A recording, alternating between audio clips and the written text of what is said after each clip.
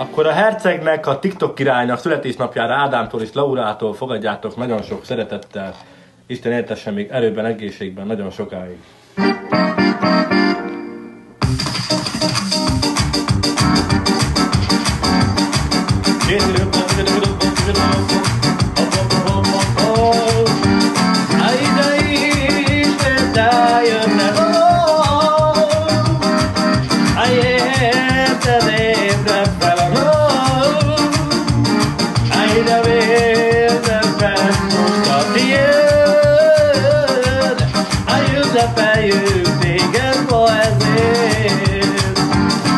És akkor boldog színapod, ha ide kíván neked az egész család.